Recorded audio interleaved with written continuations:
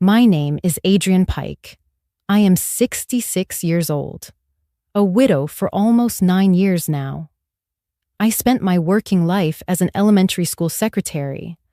I know my way around forms, filing cabinets, and long silences. I live alone in the same cedar-sided house my husband Harold and I bought when the kids were little. In my pocket, I still keep the brass house key from those days, tied to a fraying red ribbon my daughter Nora gave me when she was in 3rd grade. It makes the faintest ting when I walk. I have always liked that sound. It reminds me that a door half closed is still a door, and I get to choose if I go through. This morning, an envelope waited in my mailbox, wedged between a grocery flyer and a charity appeal. Inside was a letter from my health insurance provider. It stated, in careful legal print, that my coverage had been canceled, at the request of my new legal guardian. My hand shook, but my eyes stayed clear. Because I knew. I had never signed anything. I stood in my kitchen, the tile cool under my bare feet, and let the paper rest on the counter. That sound, paper on wood, took me back exactly 1 week. It was a Thursday morning, the kind that smelled faintly of rain, though the sky was still bright. I was walking past my son Caleb's house on Alder Street. His lawn was trimmed into perfect green stripes, the way his wife Sloane likes it. That is when I noticed a car parked in his driveway that did not belong there. A green Subaru. Nora's car. My daughter's. I slowed down. Nora was supposed to be at the dental clinic where she works. I had baked 2 apple pies that morning, one for Grace at the diner, and one I thought I might leave for Caleb, and maybe say hello to whoever was inside. It was not unusual for family to visit each other, but something about seeing that car in the driveway, with all the curtains drawn, made me hesitate. I walked up the path. The porch smelled faintly of Sloane's lavender polish. The front door was not fully shut. It was resting against the frame, latch not quite caught. I raised my hand to knock. That is when I heard it. Once she signs the POA, we file for conservatorship right away. The words were in English in real life, but they carried the same weight in my mind. Once she signs the POA, we file for conservatorship right away. It was Sloane's voice, smooth as silk pulled across a blade. Then Caleb, lower. She won't ask. She's tired, forgetful. She's ready to be guided. And then, almost too quiet to catch, Nora. I'm not sure this is right. Sloane again, sharper now. Nora, this is protection. Her money is evaporating. We are just helping her do the right thing. My breath caught. The word protection burned in my ears. I let my arm fall back to my side. The pie felt heavy in my other hand. I stepped backward, careful not to let the porch boards creak. The brass key in my pocket gave the tiniest ting as I turned away. I walked quickly past the hedges, across the street, my heart beating hard enough to hear. By the time I reached my own front steps, my legs felt like they did not belong to me. I went inside and locked the door. For a long time, I stood in my hallway, listening to the house breathe around me. I know what protection looks like. I know what love sounds like. And I knew, in that moment, that whatever they were planning was neither. Back in the present, I picked up the insurance letter again. Someone had already moved further than I realized. The term legal guardian stared back at me from the page, black on white, formal and undeniable. It was not a conversation anymore. It was paperwork. Paperwork can be fought. Paperwork can be traced. I slid the letter into a manila folder. My hand brushed the brass key in my pocket again. Ting. I thought of Nora's voice at that doorway, small but present. I thought of Caleb's tone, factual, almost casual, about guiding me, and Sloane's certainty, as if the matter were already decided. I poured myself tea I did not drink. Outside, a thin wind rattled the dry leaves against the gutter, the same wind that had been on Alder Street that morning. I realized my first step would not be to confront them. Not yet. My first step would be to find out exactly how far they had already gone. I picked up the phone. The number I dialed was not family. It was someone who still remembered me from the school days, someone who knew the weight of a missing document or a misplaced signature. And as the line began to ring, I told myself one thing, out loud, in my own kitchen. They think they are holding the key, but they don't even know which door it opens. The brass key in my pocket made a sound again. Ting. Software certain. And I knew I was about to use it. I have lived in this house for over 30 years. Cedar siding, a small wraparound porch Harold built himself, and a kitchen that has been the center of more holidays than I can count. It is quiet now. Too quiet sometimes. The kind of quiet that settles in when the children have moved on, and you no longer wake up to the sound of someone else's footsteps in the hall. I am 66 years old. A widow. Harold's heart gave out one winter morning while he was clearing snow from the driveway. We had plans for that spring, fixing the fence, taking the train to visit friends in Oregon. I went back to work after the funeral, partly for the paycheck, mostly for the routine. Being an elementary school secretary suited me. I knew every parent by name, every child's allergies and birthdays. I could handle a ringing phone and a hallway full of crying kindergartners without missing a beat. Even now, certain objects in this house carry the weight of those years. The dent in the lower kitchen cabinet where Caleb, at 12, dropped a heavy pot trying to help with dinner. The table runner with a crooked hem that Nora sewed in home economics, proud enough to insist we use it for Thanksgiving. Family photos line the hallway. Caleb in his graduation robe, Nora on the balance beam, Harold holding Ellie as a newborn.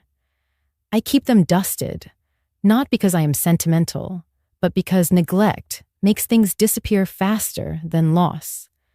The people still in my life, the ones I trust, form a small circle. Marisol Vega is part of that circle. She works at the local bank branch now, but I knew her long before.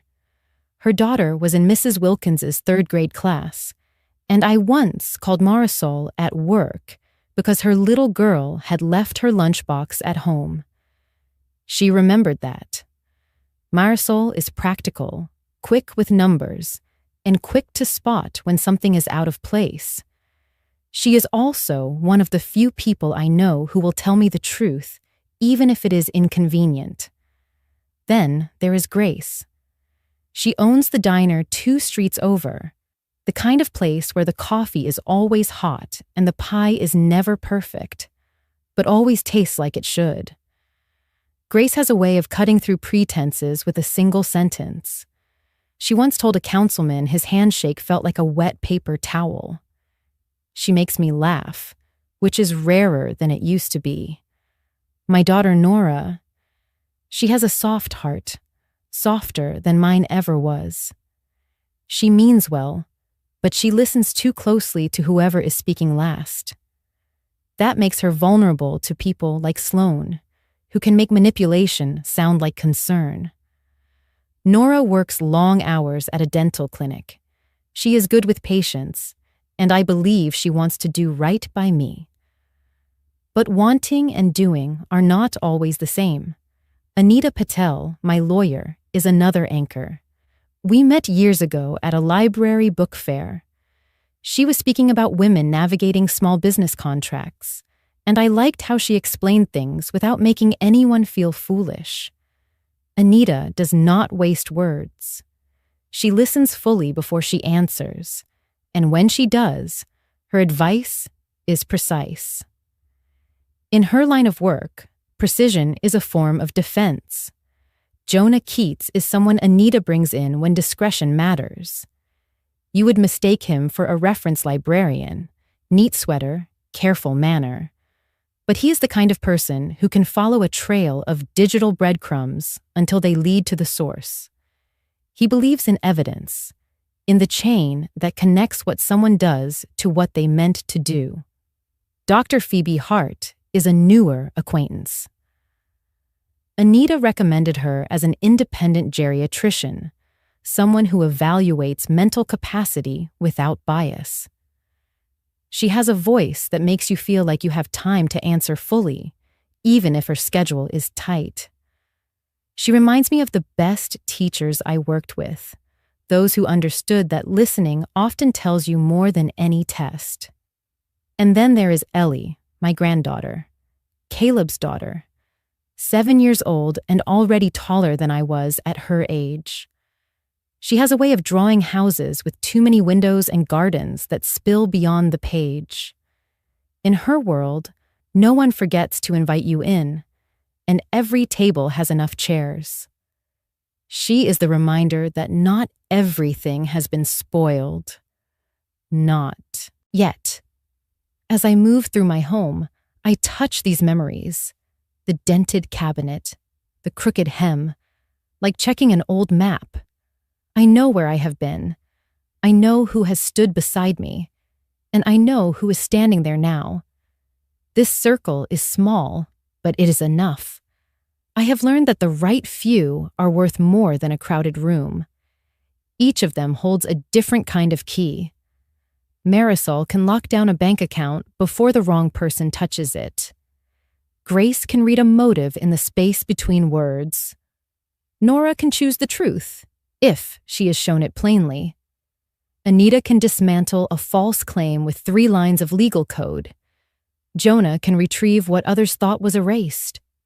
Dr. Hart can confirm, in writing, that my mind is my own. And Ellie holds the key to why I bother to fight at all. In the days ahead, each of them will matter.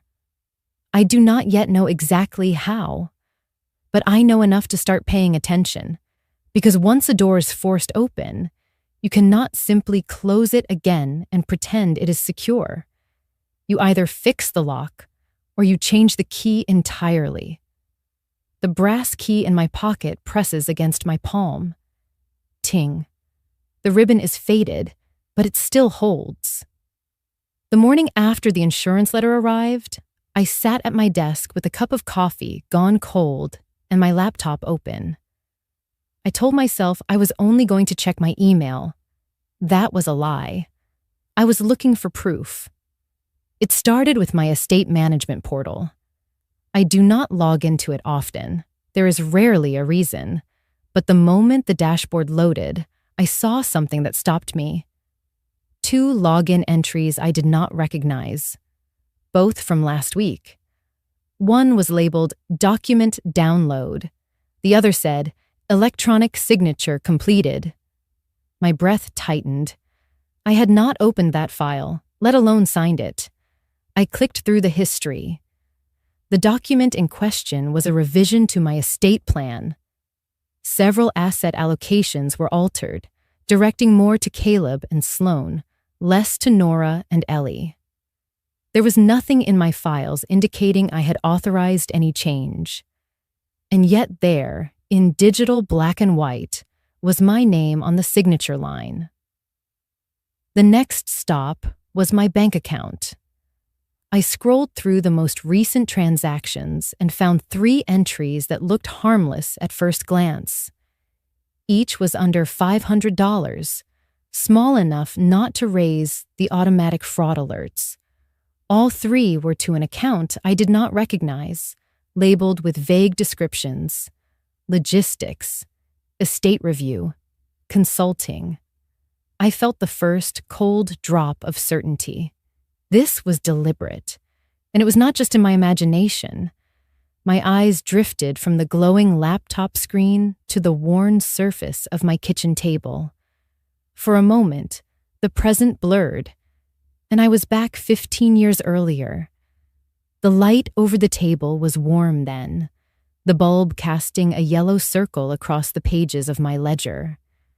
I used to sit there after dinner with a pencil in hand, calculating and recalculating so that Caleb could attend the architecture summer program in Chicago, so that Nora could stay in ballet for another year. I remember skipping new shoes one winter, patching the old ones instead, because there was a tuition deadline to meet. The pencil marks were neat, the columns aligned, but every number represented a choice. Back then, it didn't feel like sacrifice. It felt like the natural order of things. Parents make it work. Children take the opportunity and run with it. I blinked and the ledger was gone.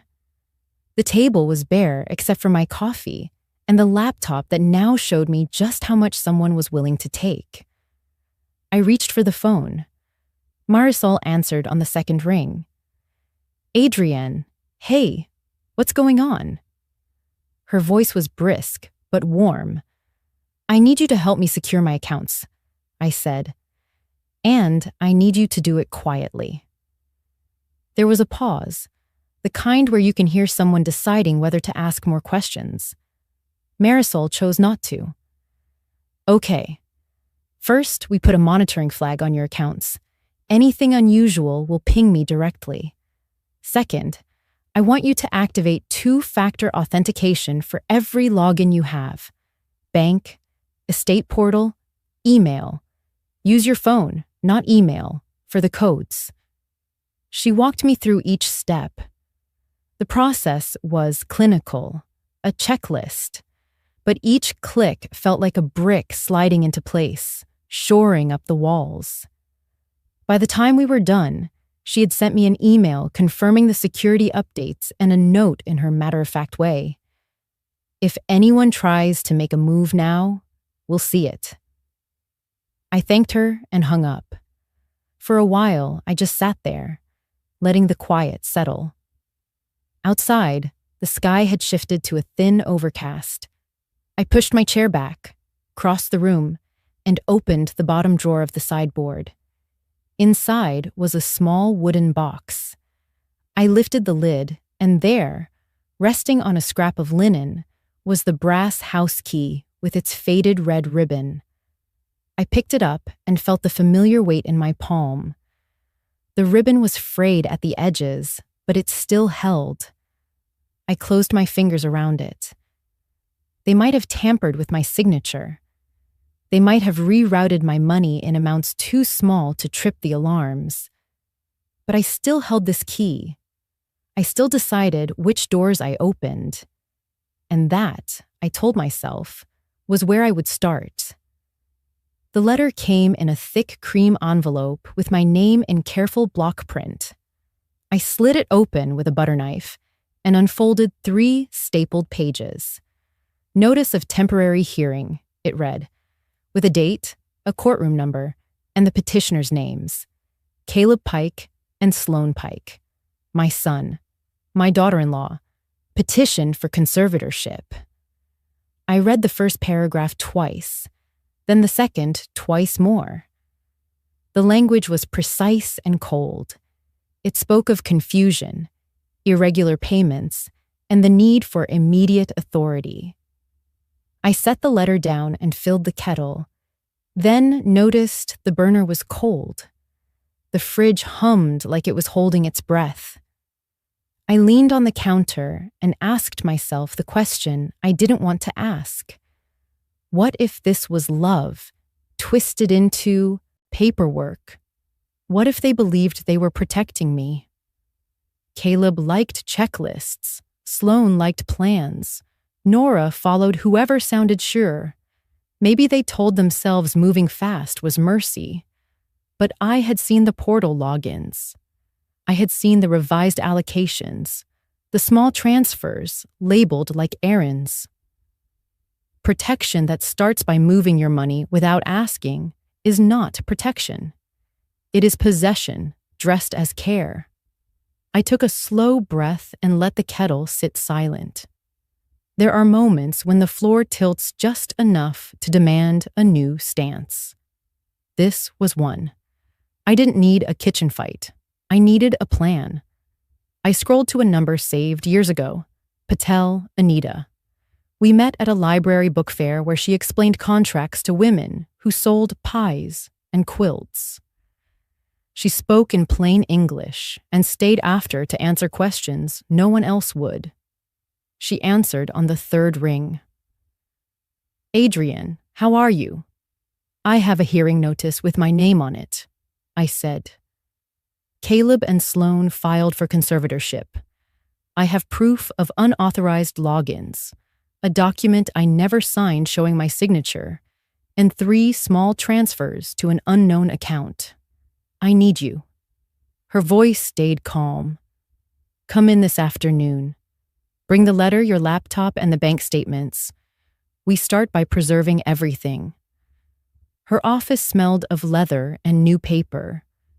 The carpet softened each step. The window framed a stubborn magnolia.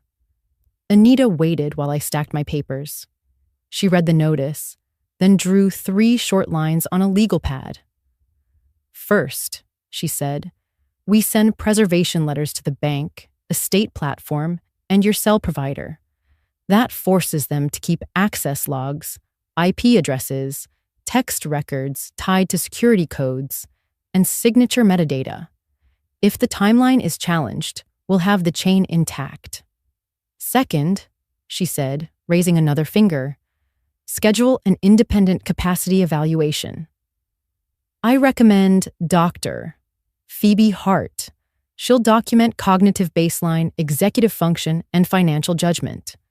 Her report is evidence, not opinion. Third, a final finger, I file a motion for protective relief. We'll ask the court to block any temporary powers of attorney or guardianship actions until a full hearing, and order the petitioners not to touch your accounts or coverage. We'll also challenge any electronic signatures attributed to you citing the security anomalies. Your affidavit will anchor this." The cadence of her voice steadied me. "How long do we have?" "Not long," she said. "Enough." She turned the pad. "This is where you help me help you. List every account and portal. We change passwords and enable 2-factor authentication. Use text codes only to your phone. If possible, add a physical key. Then list anyone who can confirm your routine. Pharmacist, neighbors, doctor, not praise. Observations." "Marisol at the bank already flagged my accounts," I said. "She can testify about the attempted address change and guardianship. Requests." "Good," Anita said. "I'll bring in an investigator, Jonah Keats. He'll pull IP histories, device fingerprints, and session times. No screenshots, raw logs." She looked over her glasses. "Adrian, conservatorship petitions can make judges lean toward caution. We'll meet caution with clarity, no grand speeches, receipts." The kettle of my nerves hissed, then quieted. "Clarity I can do," I said. "I used to alphabetize 300 files every June. Give me a list. I'll check it twice." Anita smiled. She drafted the first preservation letter, reading key phrases aloud. "Please retain all access logs, IP address records, SMS code delivery times and numbers, and any e-signature metadata, including device IDs, and geolocation tags." The words sounded like sandbags laid along a riverbank before the rain. We finished the initial filings. Anita set down her pen. "One more thing. Don't confront them. Don't argue by text. If they call, keep it short, and keep a log of time and content. The courtroom is where we answer." I folded the notice and slid it into the envelope. For a moment, I let my hand rest on it, feeling the weight of other people's certainty about my life. Then I stood. "I can do quiet," I said, "and I can do steady." Outside, the magnolia held one open bloom. In the car, I placed the envelope on the passenger seat and touched the brass key in my pocket. The ribbon rasped against my skin, a small sound, but firm. I didn't know if love had brought us here, or if love had been the costume for something else. I only knew what I'd bring to the next door I faced. Preserved records, a clear mind, and a key I would not surrender. Jonah Keats showed up exactly on time, a worn messenger bag slung across his shoulder. If you didn't know his title, you might mistake him for a quiet librarian. His voice was measured, his movements deliberate, like he was used to coaxing facts out of hiding rather than chasing them down. He set his laptop on Anita's conference table and slid me a single sheet. "This is the preliminary timeline," he said. At the top was a date, the day before the insurance letter arrived. Below it, a column of IP addresses, geolocation tags, and device fingerprints. Jonah tapped the third line. "This one belongs to your home network. It shows a login to your estate portal at 9:14 a.m. That was you, correct?" "Yes. That's when I checked after seeing the insurance notice." He nodded, then pointed to the line above it. "This one is different. Same portal 2 days earlier at 3:27 p.m., originating IP traces back to Caleb's address. The device ID matches a MacBook registered to Sloan Pike." The words settled in the room like stones. Anita didn't react. She just wrote the time down. Jonah scrolled. "Here's where it gets specific. This entry, 10 minutes after the login, shows an electronic signature event, the metadata records device type, operating system, browser version, and geolocation. It's the same MacBook, same address. Signature applied to the estate amendment you showed me. That signature is listed under your name." I looked at the printed page. Seeing it in writing was worse than hearing it. I'd expected a shadow of doubt, some detail that would make it harder to trace. There wasn't one. He kept going. "I also pulled the audit logs from your bank. These 3 transfers, logistics, estate review, consulting, they were initiated from the same IP as the portal logins. That ties both actions to the same location and device." Anita leaned forward. "Chain of custody?" Jonah tapped his folder. "Preserved directly from the service providers. Each source gave me a certified export with hash verification. The originals are in cloud storage with read-only access. These printed copies are for reference only. If we present them, we'll produce the originals under seal." I didn't speak. My mind kept replaying the drive past Caleb's house, the sight of Nora's car in the driveway, the low murmur through the door. Hearing their voices that day had been like a splinter under the skin. Jonah's timeline was the tweezers pulling it into the light. He closed one file and opened another. There's one more piece. I subpoenaed records from Zoom for the week before the petition was filed. Sloan hosted 3 calls labeled guardianship strategy. 2 of them included a woman named Lillian Marks, an estate planning consultant in D.C. The 3rd call, he glanced at Anita, was with Caleb and Nora only. The description read, "Tone sympathetic." I reviewed the transcription flags. The term was used multiple times in connection with phrases like, "Mom doesn't understand," and "We just want her safe." Tone sympathetic. I could almost hear Sloane's voice saying it. Measured, low, the way she'd explain a delay at the airport to a gate agent. Anita's pen stopped moving. "We'll need a copy of that call." Jonah nodded. "Already requested. The host account will have a full recording." He slid the timeline toward me. "Everything here is admissible if the court accepts the foundation. You have direct links between your son's address, his wife's device, and the unauthorized activity. The bank and portal logs are aligned. The Zoom calls show premeditation." I traced a finger down the list of timestamps. Each one felt like a tick on a clock I hadn't heard until now. I didn't feel vindicated. I didn't feel triumphant. What I felt was the same quiet satisfaction as balancing a school ledger at the end of the month.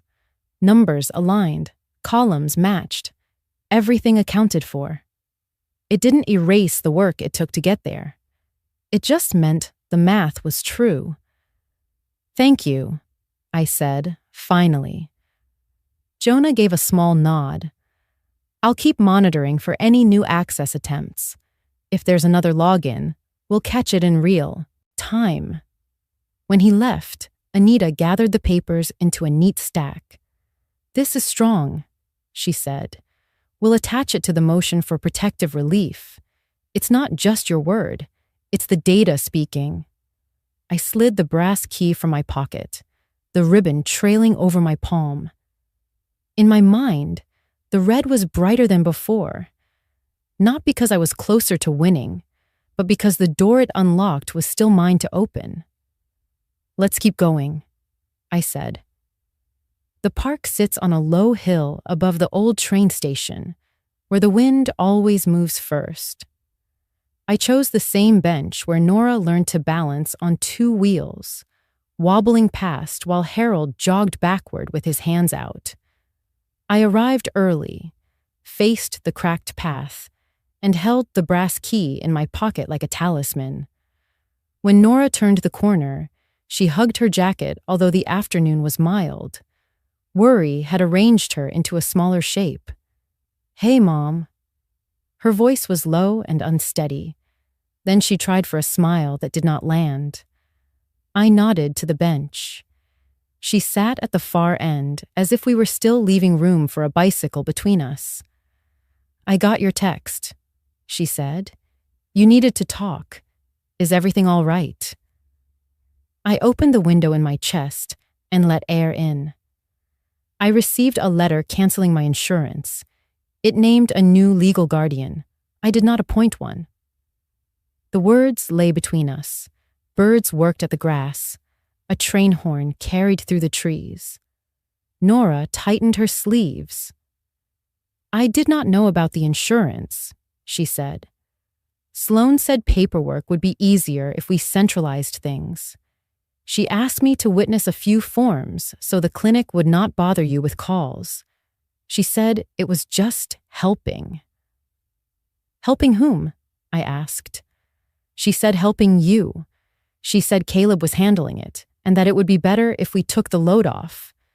She said you have been tired. She said you forget small things." A maple seed pinwheeled to the path. I forget small things like where I set my reading glasses. I do not forget who I am. Her eyes shined, then steadied. "I should have asked you directly." "You could have. You still can." She looked over the hill to where the track curves and the town lifts beyond it. "Sloan is persuasive. She sounds so sure. When I said I felt uneasy, she said I was being childish. She said this is how responsible families work. She said I never step up." "When you were 9, I said, "you fell on that slope and scraped your knee. Harold told you to breathe while I held the handlebars so the bike would not run. You asked if you could quit. I said you could quit for a moment and then try again. Do you remember?" Nora gave a small laugh that ended quickly. "I remember the blue bandage with rockets. You tried again and rode to the picnic table. You were shaky, but you were steering. That is all I am asking you to do now." She turned toward me. I saw the girl who tied a red ribbon to my house key because she wanted our door to be easy to find. Sloan had me sign as a witness on 2 things, Nora said. One was a form saying you agreed to electronic signatures. The other was a statement about concerns for your decision-making. She said it was just to speed things up in case of emergency. She said there was no harm. Did you read them? I tried. She talks while you read, and then it feels rude to keep her waiting. I signed. I thought I was helping you rest. The truth sat between us like a third person. I let the silence widen, not as punishment, but as room for both of us to see what it held. I am sorry, Nora said. I did not mean to be on the wrong side of you. You are not on the wrong side of me, I said. You are on the far side of what is easy. That is where the right side usually lives. A gust lifted her hair. She tucked it behind her ear. What do you need me to do? First, tell me everything you witnessed or signed. Names, dates, who was present. Second, send me any texts or emails where Sloan discussed plans. Third, if anyone asks you to sign anything else, you tell them you will not. You can say your lawyer said no. Use me if you need to. I will hold that line. I can do that, she said. I want to fix what I broke. You did not break me, I said.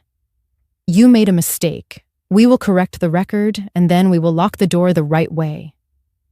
She pulled a small notebook from her bag.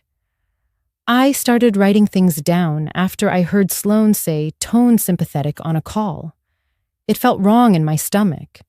I wrote the dates. I can forward screenshots. That will help, I said.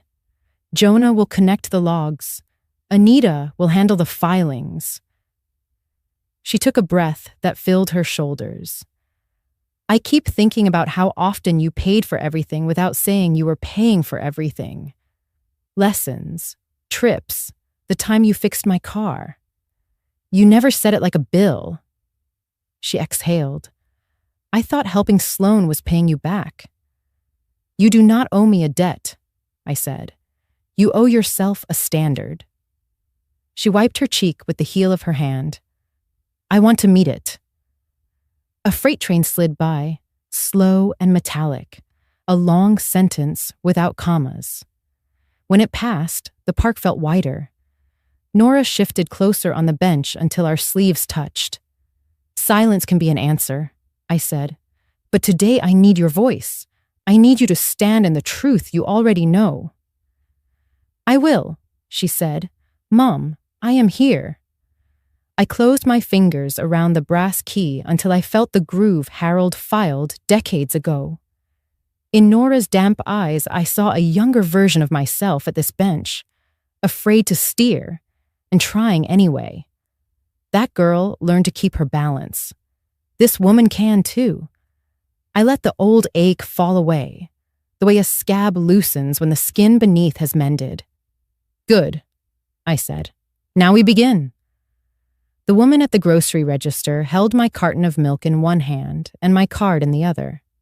I'm sorry, ma'am. It says declined. Do you have another form of payment? Her voice was polite, but the line behind me was impatient, a small tide pressing forward. I felt the sting in my cheeks before the heat. Let me try again, I said. Same beep, same decline. I paid with the cash I'd set aside for laundry, slid the milk and bread into my bag, and walked out into the early evening air that felt sharper than it should. The next morning, the letter came in a plain white envelope, no return address beyond the insurance company's logo. Inside, the language was clean and cold. Your health coverage has been terminated at the request of your newly appointed legal guardian. My name appeared twice. Their name did not. I read it twice, then a third time, the words settling into my stomach like stones. A part of me wanted to sit at my kitchen table, make tea, and wait for someone to knock on the door so I could hand them their mistake. But there was no mistake. Not in their system. In their system, I was already someone else's responsibility. I packed an overnight bag instead. 3 changes of clothes, my toiletries, the brass key with its frayed red ribbon, and the spiral notebook I'd been using for names and dates. My house still smelled faintly of the lavender cleaner I'd used the day before. I locked the door behind me, letting the key turn slow, hearing the click as though it might not be mine to turn much longer. The motel was 6 miles from my street, near the exit for the highway. I'd passed it 100 times without ever looking at it directly. Beige stucco, a row of doors like unblinking eyes, and a neon vacancy sign that stuttered once before staying lit. At the front desk, the clerk slid the registration card toward me. "How many nights?" "2 to start," I said. My voice sounded steady, but I could feel the thin vibration underneath. She handed me a brass key with a plastic fob. The number was painted in white, chipped at the edges. I walked the narrow corridor to the door, hesitated with the key in my hand. That hesitation, standing on the threshold, was not about the room. It was about choosing to be here, choosing not to sleep in my own bed where they might find me, choosing myself over familiarity. I stepped inside. The room smelled faintly of lemon polish and something older beneath it. A queen bed with a floral bedspread, a small table with 2 mismatched chairs, and a television bolted to the wall. The curtains were heavy, meant to keep light out. I set my bag down on the bed and sat beside it. I took out the spiral notebook and opened to a clean page.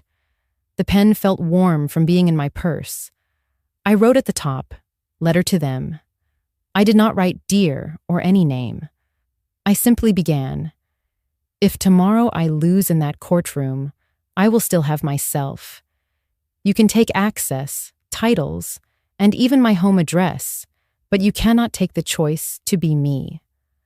I have lived too many years, through too many nights of unpaid bills and too many mornings of early buses to hand my dignity to anyone who did not earn it. If you think my silence means consent, you have misunderstood me. My silence is a dam holding back more truth than you can carry. My signature is mine. My body is mine. And as long as I can hold a pen, the line you want will remain blank." I stopped there, folded the paper once, then again, slid it into the back pocket of the notebook. The letter would not be sent. It was a mirror, not a weapon. I changed into a soft sweater, one I'd bought on sale years ago and never worn because it felt too warm for the house. Here, the air conditioner hummed and the sweater was comfort. I made tea in the small coffee maker, using a bag I'd brought from home. The taste was faintly metallic from the tap water, but it was hot, and I held the mug until my fingers loosened. Outside, headlights swept past on the access road, brief interruptions of the dark. I kept the curtain drawn, but left a small gap to see the glow of the vacancy sign. Lying in the bed, I let my thoughts slow. The brass key rested on the nightstand, its ribbon frayed but unbroken. I touched it before turning out the light. I had not run away. I had stepped aside to see the field more clearly. In the quiet, I could almost hear Harold's voice, not telling me what to do, but reminding me of who I was when I decided things for myself. The kind of woman who bought the cheaper coat so her kids could have the bus pass. The kind of woman who fixed the same leaky faucet twice before asking for help. The kind of woman who did not quit unless she decided the game was not worth playing. This game was worth playing. It was my life on the board, I closed my eyes with that thought. If they wanted to call me incapable, they would have to do it while I stood upright, in my own words. And if they wanted my consent, they would have to find the paper where it was written, in my hand, by my choice. Tomorrow, the motel would still be here. So would I. The text came at 7:42 in the morning, while I was stirring sugar into my tea at the motel. A, are you free for coffee today? We should talk like family. The like family part sat wrong with me, like a stone in my shoe. It was from Sloane. She didn't say what it was about, but I didn't need her to. The last time she'd looked me in the eye, she was standing in my driveway, her hands folded in that way people do when they want to seem calm, but are already planning the next move. I took my time replying, sure, Cinnamon on 5th Street, 11 o'clock. The Cinnamon Bean had been my place for years, small enough that people kept their voices down, warm enough that no one could be too cold. The air inside always smelled faintly of baked apples and nutmeg. It was a room where bad news softened just a little around the edges. I got there early, chose the table near the window where the morning light fell long and thin. I ordered a cinnamon latte, the kind that leaves a faint dusting on your lip if you're not careful. The brass key with the red ribbon sat in my coat pocket, the weight of it like a reminder to keep my hands steady. Sloane walked in right on time, her hair swept back, her jacket a shade of gray that probably had a name like Dove or Pearl in a catalog. She smiled like we were two women meeting for a book club, not a negotiation. Adrian, she said, sitting down without asking. I'm glad you came. I nodded. You asked. She took a breath, leaning forward just enough to signal intimacy. I think there's been some misunderstanding about Caleb and me. We've been trying to make sure you're taken care of, but some of your finances, they're not as organized as they could be. We thought we'd help tidy them up, just for your peace of mind. Her voice was soft, low, carefully measured. It was the tone people use when coaxing a cat out from under a bed. I let the silence stretch, just long enough for her to think I might agree. Then I said, You're afraid of losing face. Her smile twitched. I wouldn't put it that way. I sipped my latte, the cinnamon warm on my tongue. I would. You're afraid of losing face. I'm afraid of losing myself. The words hung there, sharper than I'd expected, but steady. For a flicker of a second, something in her eyes shifted. Annoyance, maybe, or calculation. Then it was gone.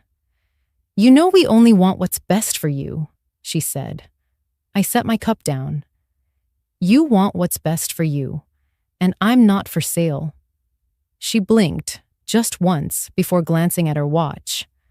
Well, I hope we can all find a way forward without making this harder than it has to be. I smiled then, just a little. So do I. We finished the rest of our drinks without touching the real subject again. She talked about a new client she was handling at work, about the weather, about how busy Caleb had been. I nodded in all the right places, the way you do when you already know the conversation is over. When the bill came, I reached for it before she could. She made a token protest, but I slid my card onto the tray. It cleared without a hitch this time, and I saw her notice. Outside, the wind had picked up, carrying the scent of early winter. We walked to the corner together before parting ways. She turned left toward her car. I turned right toward mine. At the crosswalk, I stopped for a moment and watched her in the reflection of a shop window. The way she walked fast, shoulders tight, like she was already replaying the conversation in her head. checking for weak spots. I didn't need to watch for long. I'd said what I needed to say, and I'd left her with just enough quiet to wonder what I was planning next. Back at the motel, I wrote down the conversation word for word in my notebook. Every pause, every shift in tone, every phrase worth remembering. Not because I planned to use it against her yet, but because I didn't plan to forget it. Some games aren't won in a single move. You wait, you watch, you let the other player show their hand while you keep yours close. And sometimes, the most powerful thing you can do in a coffee shop is remind someone that you still know exactly who you are. I closed the notebook and set it beside the brass key on the nightstand. My pieces were still on the board, and the next move would be mine. The courtroom smelled faintly of varnish and old paper, the kind of air that made you feel as though decisions here had a weight no one could see. I sat at the long wooden table beside Anita Patel, my attorney, my hands folded neatly on the smooth surface. Across from us, Caleb and Sloane looked like they had dressed for a family portrait. Pressed collars, somber colors, the picture of concerned children. The hearing was supposed to be routine, Anita had said, just a preliminary matter. But when their attorney, a man with a sharp voice of someone used to being obeyed, rose to speak, my stomach tightened. "Your Honor," he began, "we submit into evidence a report from Dr. Leonard Mills, a geriatric specialist, detailing signs of cognitive decline and repeated forgetfulness in Mrs. Adrienne Cole." He said my name like it was already written in past tense. The bailiff carried a thin file to the bench. Judge Hammond, a tall man with hair more silver than gray, opened it and began to read. His brow furrowed slightly, just enough for me to see the words sinking in. Dr. Leonard Mills. I had never met him. Never even heard of him. Anita stood immediately. "Your Honor, we object to the admission of this report. Mrs. Cole has never been examined by Dr. Mills. This so-called evaluation is based entirely on hearsay from individuals with a clear financial interest in the outcome of this petition." The judge raised his hand for quiet. "Noted, Ms. Patel. However, for the purposes of this interim hearing, I will allow it to remain in the record. We are not making final determinations today." The rest of the morning blurred into procedural language and dates. When it ended, Judge Hammond leaned forward slightly.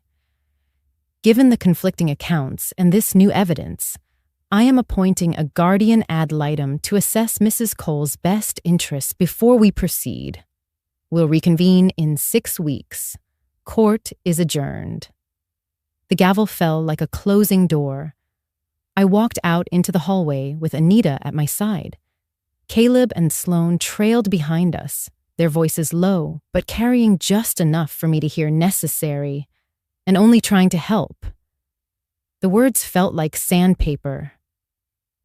Anita put a hand on my arm once we stepped into the crisp air outside. "This is a delay, Adrienne, not a defeat. The guardian ad litem will meet you, talk to you, review the facts. We'll make sure they see the truth." I nodded, but I kept my eyes on the courthouse steps. The marble was worn in the middle from years of feet taking the same, cautious descent. I took each step slowly, as though I might slip if I looked up too soon. Back at the motel, I closed the door behind me and leaned against it for a moment. The room smelled faintly of the cinnamon coffee I'd brought back that morning. I set the cup on the table, still half full, and pulled open the nightstand drawer. Inside was my stack of plain stationery and the fountain pen I'd bought myself after my retirement party at the school. I had saved it for special letters. Apparently, this qualified. I sat down at the small desk by the window, clicked the pen open, and began to write. Not to Caleb or Sloan, not even to the judge. To myself. If you are reading this tomorrow, and the court has stripped away what you know you are, remember this. No one is coming to knock on the door to hand it back to you. Do not wait for permission to be yourself. Open the drawer. Take out the pen. Sign your own name. Over and over, if you have to. Do not let the ink run dry before you do. The words came quickly, almost too quickly for the pen to keep up. My handwriting was steady, the loops and lines exactly as they had been since I learned cursive in the 3rd grade. No decline here, I thought. When I finished, I folded the letter in half and slid it into the drawer beneath the pen. It wasn't for anyone else to read. Not yet. Maybe never. But I needed to know it existed. That night, I didn't watch television or read. I sat on the edge of the bed and listened to the hum of the motel's neon sign outside the window. It flickered every few seconds, a small, stubborn light refusing to go out. I thought about the phrase best interests and how often it gets twisted into something unrecognizable. My best interest was not to be managed, filed, and locked away. My best interest was to keep my name in my own hand, my decisions in my own voice. The brass key with the red ribbon sat on the nightstand. I reached over, let it rest in my palm for a moment, and then set it back down. It was still mine. For now. And that was enough to plan the next move. It started like one of those weeks at the school when a big inspection was coming. Everyone moving in quiet urgency, each task feeding the next. Only this time, the inspection was my life. Anita called me on a Tuesday morning. "We're shifting gears, Adrienne. I'm filing a subpoena for Caleb and Sloan's financial communications related to your accounts. We'll need corroborating statements." Her tone was brisk, but I could hear the undercurrent, a silent promise that she wasn't letting go. By Wednesday, Jonah was in my living room, his laptop open on the coffee table. The hum of its fan was the only sound for a while, until he sat back and exhaled. "Here's your audit log. Access from their home IP addresses, late nights, days you were nowhere near a computer. And here," he clicked, and a screen of chat transcripts appeared. Zoom recordings. Sloan getting coached on how to sound concerned without sounding controlling. Tone sympathetic, they called it. The phrase lodged in my mind like a splinter. Thursday, Marisol met me at the bank after closing hours. The glass doors were locked, the lobby dim except for her desk lamp glowing over a stack of forms. She slid an affidavit across to me. "I've known you for 20 years, Adrienne. You have never once asked for a guardian to manage your accounts. I've notarized this myself." She tapped her pen where I should sign, her eyes steady on mine. Friday morning, Dr. Phoebe Hart arrived at my door with a soft leather bag and a small smile. "I'm not here to test you, Mrs. Cole. I'm here to meet you." The evaluation was thorough but gentle. Memory prompts, problem solving, even balancing a checkbook. When she left, she shook my hand. "I'll submit my report to the court directly. No signs of cognitive impairment. None." Saturday, Nora showed up unannounced. She carried a cardboard file box and the look of someone who had made a decision she couldn't take back. "I kept these," she said, setting the box on my kitchen table. Inside were printouts and screenshots, text messages from Sloan, coaching her on how to convince me to sign the power of attorney. She said it was for your safety, Nora whispered, but reading them now, it's clear. I didn't hug her. Not yet. But I rested my hand on the box and met her eyes. Thank you. By Sunday, my dining table was covered in neat stacks. Subpoena drafts, audit logs, affidavits, medical reports, message printouts.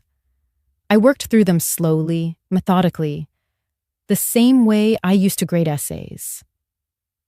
Back then, I'd circle missing commas and mark margins with careful notes. Now, I checked for dates, signatures, file numbers, making sure each piece was exactly where it needed to be. I thought of the years at that kitchen table, under the same yellow light, budgeting for Caleb's tuition, for Nora's dance lessons. Every dollar assigned a purpose, every line item balanced. It was the same discipline now, just with higher stakes. Midway through the afternoon, I found myself smiling, not out of joy, but at the precision of it all. They had underestimated me, thought I would be too rattled, too tired to comb through the details. But every page I reviewed was another stitch in the net I was weaving. When I finally stacked the last file, I took a deep breath and let the quiet fill the room. The brass key with the red ribbon hung from the cabinet knob, catching a sliver of late-day sun. I reached up, gave it a small tap with my finger, and listened to the faint ting. It was the same sound it had made the day I walked away from Caleb's porch. This wasn't over, but for the first time, I felt the ground under my feet again. The inspection might not be tomorrow, but when it came, every answer would be in order, every fact in place. And when they asked whose life this was, the paperwork would say what I already knew. It was mine. I wasn't there for what happened in their kitchen that night, but I've pieced it together from what Nora let slip and what Jonah's file showed. Caleb was at the counter, laptop open, the glow washing his face a pale gray. Sloane stood at the sink, scrubbing a coffee mug like it had wronged her. The hum of the refrigerator was the only sound until he shut the laptop with more force than needed. "We're behind again," he said, voice low but sharp. "The contractor wants another 25 by Friday. Without it, the crew walks." Sloane set the mug down too hard, water splashing onto the counter. "I told you we shouldn't have taken the Henderson property. It's a money pit." "It's an investment," Caleb shot back. "And when it's done, it's worth triple. But we can't get there without—" He stopped, jaw tightening. "Without what?" she pressed. "Without your mother's accounts." He didn't answer right away, just rubbed his temples, eyes darting toward the half-open mail on the table. A bill with red lettering, the corner of an overdue notice peeking out. "You said this was for her safety," Sloane went on, softer now. But with that edge I knew too well. "You said she was forgetting things." Caleb let out a bitter laugh. "She still balances her own checkbook, better than I do. But she doesn't need all that money sitting there. Not when—" He broke off again, hands curling into fists. "Not when we're drowning?" Sloane finished for him. Silence hung heavy between them. Not the kind that brings peace, but the kind that settles in your chest, like a stone. He moved to the fridge, pulled out a beer, twisted the cap until it popped. "I'm trying to keep us afloat, Sloane. The market's slowing, banks are tightening. If we don't finish Henderson, if we can't cover the interest payments, then we lose the house," she said flatly. He didn't deny it. I imagine he leaned on the counter then, looking down into the amber liquid, seeing more of his own reflection than he wanted. He'd been the boy who once handed me a crumpled Mother's Day card, bought with lawn mowing money, who promised he'd always take care of me when I was old. Now he was 39, with the weight of a failing project pressing the air out of his lungs. But here's the thing. Desperation doesn't erase the line between right and wrong. It just makes people blur it until they can convince themselves it's gone. Sloane dried her hands and crossed the room. If we finish this, Caleb, we're set. We can pay her back. She won't even notice. But we have to be united on this. No hesitation. No guilt. He looked at her for a long time, and I wonder what he saw. His partner, his co-conspirator, or just the person willing to say out loud what he didn't want to admit he was already doing. Finally, he nodded. United. There's a temptation, telling this part, to frame it as a villain's pact, to make it cleaner, darker, easier to hate. But the truth is more complicated. They weren't cartoon thieves twirling mustaches. They were two people under financial strain, tangled in ambition and fear, convincing themselves that my security was negotiable because their comfort was slipping away. It's a dangerous kind of love, the one that excuses harm because you believe the end will justify the means. I've been on the other side of it, choosing long hours, tight budgets, and my own exhaustion, thinking I was sacrificing for the good of the family. It took me decades to realize that protecting someone doesn't mean controlling them. Maybe Caleb hasn't learned that yet. Maybe he won't. But seeing this, knowing this, forces me to hold two truths at once: that he is my son, and that he crossed a line that love doesn't excuse. The court would only see documents, statements, and testimony. They wouldn't see him in that kitchen, weighing the mortgage against my autonomy. They wouldn't hear the quiet in his voice when he agreed to Sloane's plan. But I carry that image, and it shapes how I fight. Not just to win, but to remind myself what's worth saving and what isn't. Because if love demands you surrender who you are, it's not love. It's a transaction. And I've spent my life paying into accounts I thought were for family. Turns out, some of them have been closed for years. The courtroom felt colder than it had in February, though it was late spring. The air carried a kind of stillness that made the sound of shuffling papers and chair legs echo louder than they should. I sat at the same table as before, my hands folded, the brass key with the red ribbon in my pocket like a steady pulse. Anita sat beside me, posture sharp, eyes scanning the bench as Judge Hammond took his seat. The clerk called the case, and the opposing attorney was first to stand. His words were measured but familiar. Phrases about concern for my welfare and patterns of forgetfulness. He gestured toward Caleb and Sloane, who sat angled toward the bench, hands clasped like penitent children. Then it was Anita's turn. She rose without a single sheet of paper in her hands, which I knew was deliberate. Your Honor, the evidence we present today will show not only that Mrs. Cole is fully capable of managing her own affairs, but that the petition for conservatorship was pursued using false statements, unauthorized access, and manipulation of third parties. She gestured toward Jonah at the back of the room. He stepped forward and placed a binder on the witness stand. This, Anita continued, is the audit log from Mrs. Cole's online accounts. Access occurred from IP addresses registered to the petitioner's home. Multiple entries correspond to dates and times when Mrs. Cole was verifiably elsewhere. Jonah pointed out the entries, each one marked with a timestamp, and location.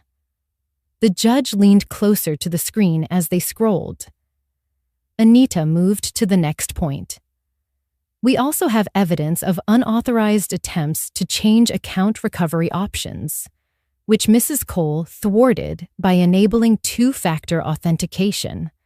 This demonstrates not only her competence, but her active management of her own finances. Then came the recordings. The grainy sound of a Zoom call filled the speakers. Sloane's voice, slightly distorted, but clear enough. Remember, tone, sympathetic. We want her to believe this is for her own good. I didn't look at them while it played. I kept my gaze on the judge. Next was Dr. Hart. Her testimony was calm, professional, and unshakable.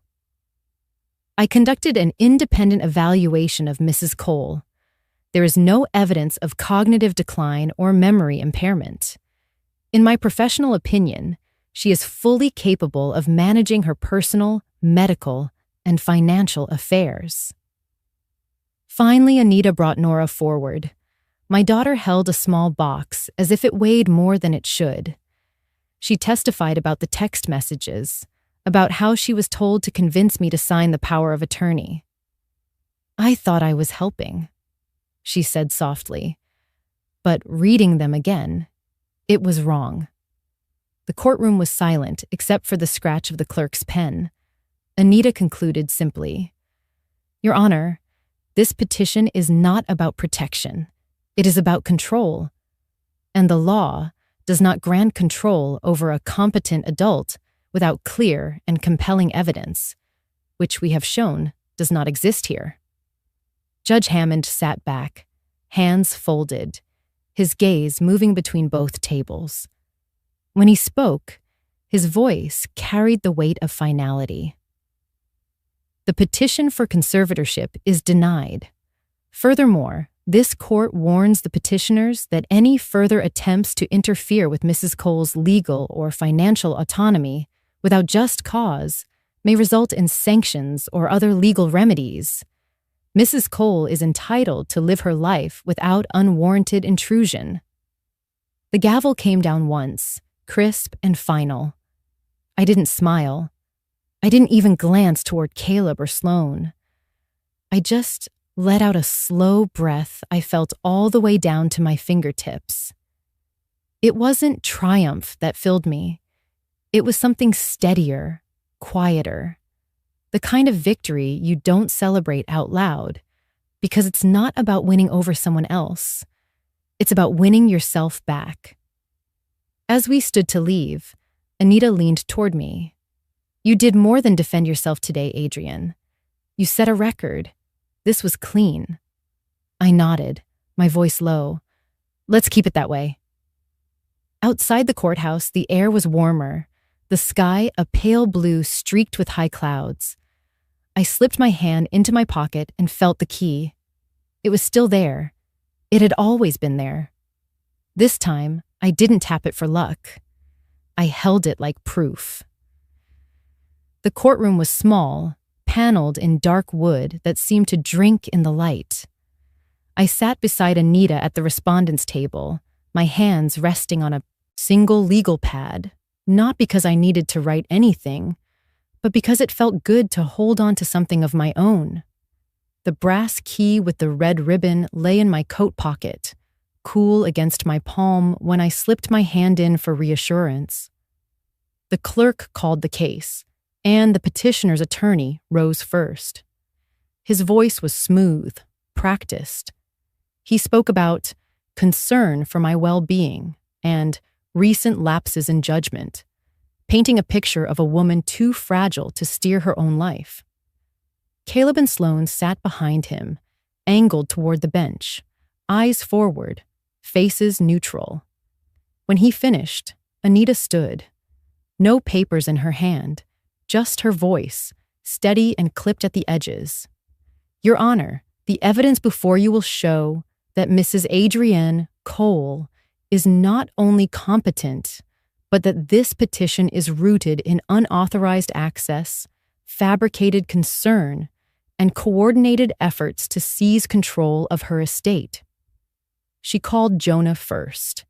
He walked to the stand with a binder under one arm. "These are the audit logs from Mrs. Cole's online financial accounts," Anita said, showing repeated access from IP addresses registered to the petitioner's residence. Each login occurred on dates when Mrs. Cole was verifiably elsewhere. Jonah spoke in plain terms: IP traces, timestamps, device IDs, turning technical proof into something the judge could picture. Anita followed with, Mrs. Cole responded by enabling two-factor authentication, further demonstrating her active, capable management of her accounts. Next, the speakers crackled to life with the sound of a Zoom call. Sloane's voice came through, slightly tinny, but clear. "Remember, tone, sympathetic. We want her to believe this is for her own good." I kept my eyes on Judge Hammond, not on them. His pen paused over his legal pad. Then came Dr. Hart. She was calm, composed, speaking without embellishment. I conducted an independent cognitive evaluation. Mrs. Cole shows no evidence of impairment. Her memory, reasoning, and executive function are intact. She is fully capable of managing personal, medical, and financial affairs. Finally, Anita called Nora. My daughter stepped forward holding a small file box. Her voice wavered at first, but steadied. She told the court how she had been urged to convince me to sign a power of attorney, how she'd believed it was helping. But when I read the messages again, she said, lifting the printouts, it was manipulation, and it was wrong. Anita ended without theatrics. Your Honor, the law does not permit the removal of an adult's autonomy without clear and convincing evidence of incapacity. No such evidence exists here. What exists is a record of intrusion and coercion. The room felt like it was holding its breath. Judge Hammond leaned back, hands folded, gaze moving between us. His voice was measured when it came. The petition for conservatorship is denied. The court finds Mrs. Cole competent to manage her own affairs. Petitioners are hereby warned that any further attempts to interfere with her autonomy without lawful cause may result in sanctions, including financial penalties and referral for criminal investigation. The gavel struck once, firm and final. I didn't smile. I didn't turn to see Caleb's or Sloane's faces. Instead, I drew in a slow, steady breath, letting it fill me all the way to my fingertips before releasing it.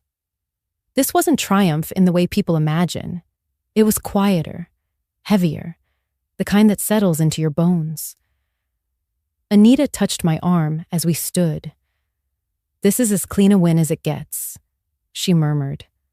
Outside, the air felt warmer than when we'd gone in. I slipped my hand into my pocket, wrapped my fingers around the key, and held it there.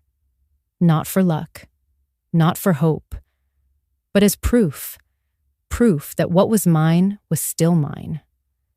The office smelled faintly of lemon oil and old leather, the kind of scent that made me think of libraries and long-settled agreements. Anita slid the final set of documents across the polished desk toward me. The edges were crisp, the ink still smelling faintly metallic. "This," she said, tapping the top page, "is the formal revocation of any prior power of attorney. It's already been recorded with the county and sent to every financial institution you use." I read it once, slowly, my eyes tracing each word like it was a stitch in a seam.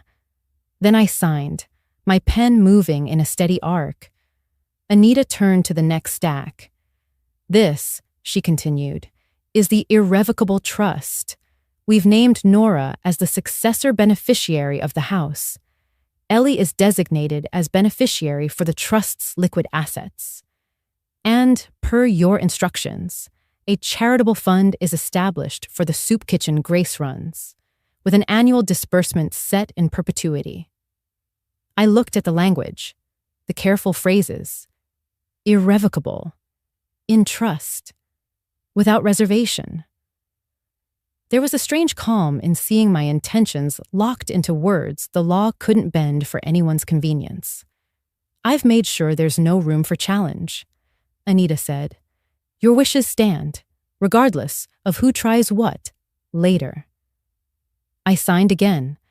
This time, I paused for a moment with the pen still in my hand, thinking of Ellie's laugh echoing in the diner booth, the way Grace always slid an extra roll into my bag without charging me, the way Nora had stood in that courtroom, voice shaking but clear.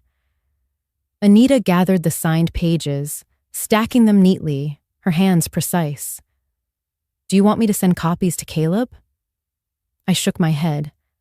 I'll handle it. That night, I sat at my kitchen table under the low glow of the lamp.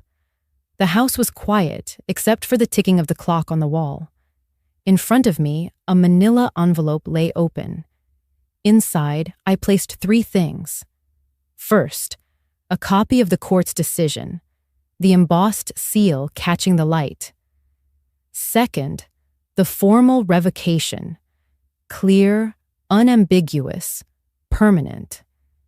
And finally, a single piece of lined paper, folded once. On it, in my own hand, I'd written, I did not shout. I signed. No salutation, no signature, just the truth, distilled. I sealed the envelope, pressing the flap down with the side of my palm, feeling the paper fibers catch under my skin. Then I pulled on my coat, the brass key heavy in the pocket, and stepped out into the cool night. Caleb's house was only a few blocks away. The streetlights painted the sidewalks in long, broken strips of amber. When I reached his porch, I set the envelope carefully on the welcome mat, weighing it with a smooth riverstone from my own garden. A small thing, but it would keep the wind from taking it before they did. I didn't knock. I didn't ring the bell. I turned and walked back down the steps, the ribboned key swinging gently in my pocket, and the only sound was the soft hum of my own breath in the night air. Some victories you don't announce.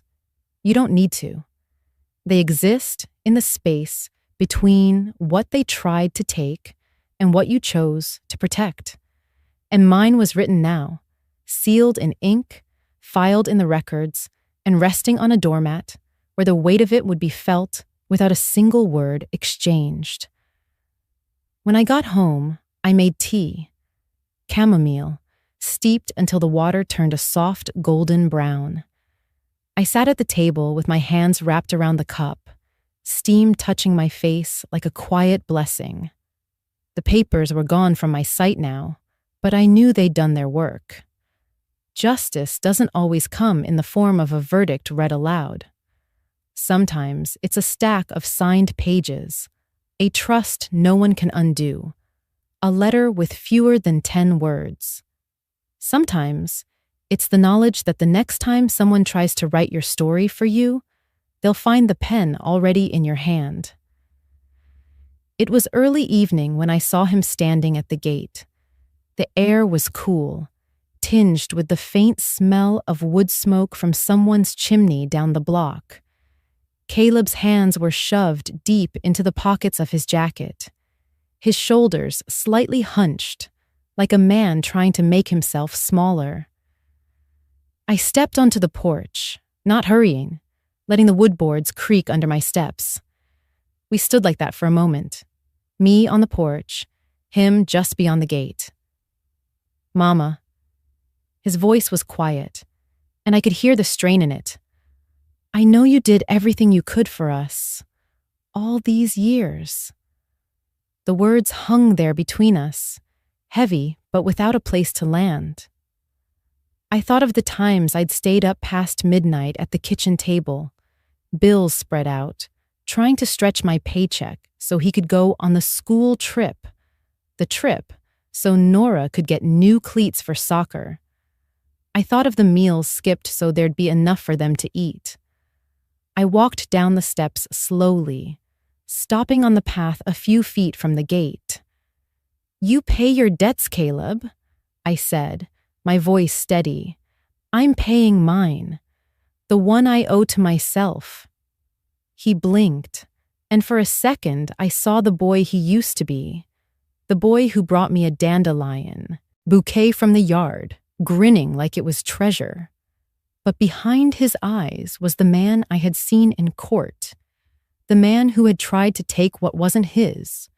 From my coat pocket, I pulled out a small white card. "Debt counseling," I said, holding it out through the gap in the gate. "They're reputable. They'll help you if you let them." He took it, his fingers brushing mine for just a moment before he pulled back. There was no hug, no lingering touch. We both knew this wasn't a moment for sentiment. Not yet. "This isn't easy," he said, eyes dropping to the gravel at his feet. "Most things worth doing aren't," I replied. "You'll figure it out." We stood there a moment longer, the air carrying only the faint rustle of leaves and the distant hum of a passing car. I kept my hands in my pockets, feeling the weight of the brass key with the red ribbon, a reminder of the boundaries I'd fought to keep. He glanced up once more, as if expecting me to invite him in. I didn't. Some doors stay closed until trust can walk through them without asking. When he finally turned and walked away, I watched until he reached the corner, the white card still in his hand. Then I went back inside, shutting the gate behind me with a quiet click. It wasn't forgiveness. Not yet. But it was a start, and sometimes the start is all you can give. Sunday came with a kind of warmth that felt rare this late in the year. Sunlight spilled through the kitchen windows, soft and golden, touching everything with an easy glow. Nora was at the counter, arranging plates and silverware with the precision of someone who wanted the table to be just right. Ellie sat at the end, swinging her legs as she carefully unwrapped a sheet of brown craft paper. She turned it toward me with both hands. It was a drawing, our house, with 3 figures standing in front. The lines were simple but sure, the colors bright and certain. One figure had silver hair, the other 2 flanking her on each side. Ellie's smile was shy, like she wasn't sure if she'd gotten it right. "You did," I told her. "It's beautiful." Nora came over to look, her hand brushing Ellie's shoulder. "She worked on it all week," she said. I glanced toward the far wall of the kitchen, where a small wooden hook held the brass key on its red ribbon. That key had been mine for decades, more than a way to open a lock. It had been my proof, my anchor, my reminder that some things in life are still under your hand. "Come here," I said, nodding toward the hook. They both followed as I walked over. I reached up and took the key down, feeling the cool weight of it settle into my palm. For a moment, I just held it there, my fingers brushing the worn edges of the ribbon. Memories clung to it. Rainy mornings fumbling with groceries, the sound of the latch clicking shut at night, the day I first hung it on that hook as a promise to myself that this home would always be mine. I turned to Nora and held out my hand. She looked from the key to my face, confusion flickering across her features.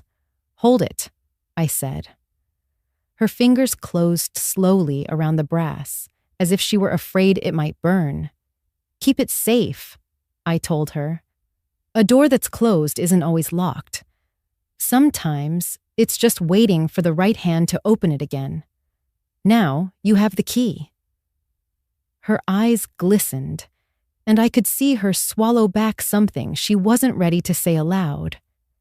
Ellie leaned against her side, staring at the ribbon like it was a treasure. Nora nodded. "I'll keep it safe." I stepped back, letting my hand fall to my side. "It's not just a key," I said quietly. "It's a reminder of trust, of what we fought for, and of what we don't take for granted anymore." The kitchen filled again with the smells of lunch, fresh bread, roasted chicken, and the faint sweetness of the jam Nora had opened. The table was set now, plates gleaming in the sunlight, Ellie's drawing propped against the vase in the center. I didn't sit right away. Instead, I stood for a moment longer, watching them, the key now resting in Nora's open palm as Ellie traced its edges with one curious finger. It struck me then that some things you fight to keep, and others you fight to pass on. And this was both. I wrote the letter in my favorite chair, the one by the window where the afternoon light falls just right across the pages. The paper was thick, the kind that feels like it can hold something more than words. At the top, in neat handwriting, I wrote her name, Ellie. I began simply. If anyone ever tells you they are protecting you, look at the papers they hold. If those papers keep your choices safe and your name intact, they are truly protecting you. If they don't, if they take away your say, then it isn't protection, no matter how gentle the words sound. I paused there, picturing her years from now, reading these lines when she might need them most. The right signature can open a door, I wrote, but the wrong one can lock it for good. Remember this, my sweet girl. Whoever guards your future must be someone who guards your voice first. When the letter was folded and sealed, I placed it in the drawer where I keep family things that matter. Not for now, but for later. Later that week, Grace stopped by the house. She carried a brown envelope, the kind that had clearly been folded and refolded on the way over. Inside was the invoice from the soup kitchen's latest repair, the new oven they'd needed for months. But on the back, in Grace's looping handwriting, she had drawn a simple sketch. A door, slightly ajar, with light spilling out. She smiled as I turned the paper over. "Thought it might look good on your fridge," she said.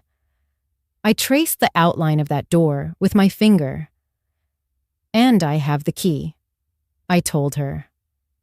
That night, as the house settled into its quiet, I thought about all the doors in my life, ones slammed shut, ones I'd been locked out of, and the rare ones I'd opened for myself. This last one felt different. It didn't open with noise or force. It opened with a signature and the steady hand that held the pen. I didn't need to shout. I didn't need to slam anything. I didn't shout. I signed. Before we say goodbye, I want to speak to you, the one listening right now. If you've ever had someone's care turn into control, if you've ever been told it's for your own good while feeling the walls close in, you know the weight of those words, and you know the power of taking your voice back. Where are you watching from? Is it a quiet morning with a warm cup of coffee, sunlight warming your kitchen table? Or a late night when stories like this keep you company and remind you you're not alone? Tell me in the comments. I read everyone with gratitude. And if this story touched your heart, consider subscribing, not just to hear more stories like this, but to join a community that still believes in kindness, in healing, and in second chances. Thank you for giving me your time today. Wherever you are, I hope you carry this story with you. And remember, Sometimes the miracle doesn't knock on your door. It waits quietly until you are ready to turn the key and open your heart. Take care, and I'll see you in the next story.